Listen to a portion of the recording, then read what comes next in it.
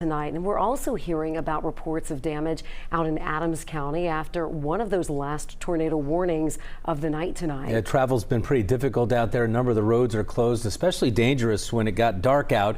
WLWT News 5's Lindsay Stone live right now in West Union with what we're seeing there tonight. Hi, Lindsay.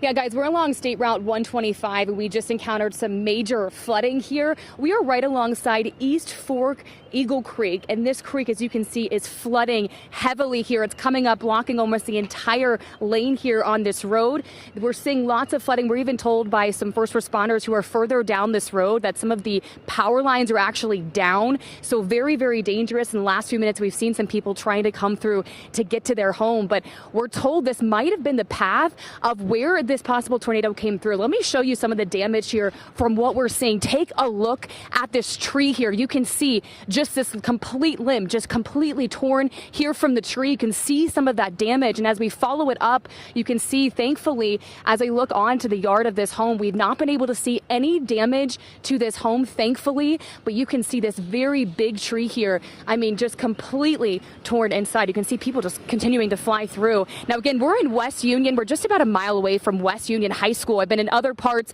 of Adams County today, and just a little while ago, I pulled over to the side of the road. We saw a very historic bridge, a walkable bridge there that saw significant damage, and I actually stopped and talked to a neighbor who was just close by. He heard some of this come through. He described it just like the movies. He said it sounded like a train. Take a listen. I got my family into the safe place of the house, and I was outside, and it sounded like it was coming through the wood.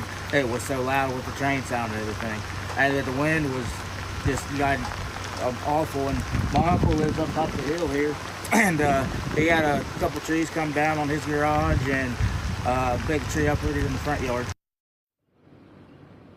Now, our crews have been posted up in different counties all across greater Cincinnati. We've been reaching out to emergency management teams all across. We've not been told of any injuries here in Adams County, but you can see, again, the damage here is significant. And with the flooding that we're seeing here, of course, there's even more concerns on what that damage is going to look like as we continue to follow this. We'll keep you updated. Again, if you are going to be traveling tonight, be very, very careful. We just spoke with someone who was pulled over the side of the road. He's a deputy here, and he said they have so many power lines, and that's really a big concern, because if you step on that, that can be so dangerous. So stay off the roads right now as they're continuing cleanup efforts. We've not seen power restored to this part of West Union. We just drove through town about 20 minutes ago, and we know power is still down in this area. So stay safe. We'll keep you up to date with the very latest here on the air. But for now, in West Union, Lindsay Stone, WLWT News 5. All right, Lindsay, thanks so much for the update.